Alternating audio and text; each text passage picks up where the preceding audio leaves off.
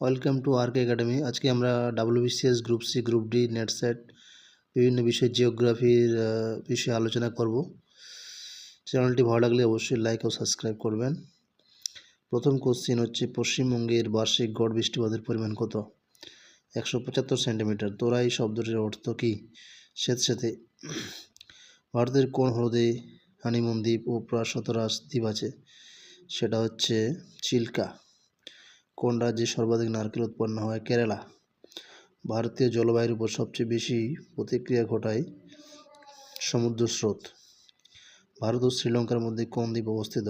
সেটা হচ্ছে রামেশ্বরম। ভারতের কোন রাজ্য সবচেয়ে বেশি অন্তরাজ্য সীমান্ত বেষ্টিত? সেটা হচ্ছে উত্তরপ্রদেশ। নিচের কোন রাজ্যটি কর্কট ক্রান্তির দ্বারা বিচ্ছিন্ন নয়? সেটা হচ্ছে উড়িষ্যা। নিচের কোন রাজ্যটি বাংলাদেশের সঙ্গে যুক্ত নয়? অরুণাচল প্রদেশ। আরব সাগরে অবস্থিত অধিকাংশ দ্বীপ সাদৃশ্যগত বৈশিষ্ট্য হল সবকটি প্রবাল দ্বারা নির্মিত। নীলগিরি পর্বত কোন পর্বতমালার অংশ? সেটা হচ্ছে পশ্চিমঘাট। নর্মদা নদী কোন রাজ্য থেকে উৎপন্ন হয়? সেটা হচ্ছে মধ্যপ্রদেশ। সিন্ধু সভ্যতার ভারতীয় উপনদী হল রাভি, সলতুজ, বিয়াস।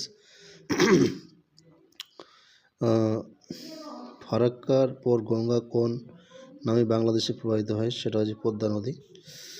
এটা সবারই জানা অলরেডি। নিচের কোনটি কৃষ্ণার শাখা নদী নয়? সেটা হচ্ছে মালপ্রভা। ডিসেম্বর মাসে ভারতের কোন শহরে সবচেয়ে বেশি সূর্যালোক পায়? কন্যাকুমারী। ভারতের কোন রাজ্যে সবচেয়ে কম পরিমাণে পলিমাটি দেখা যায়? সেটা হচ্ছে মধ্যপ্রদেশ। ঠিক আছে বন্ধু, আজকে এই পর্যন্ত। চ্যানেলটি ভালো লাগলে অবশ্যই লাইক ও সাবস্ক্রাইব করবেন।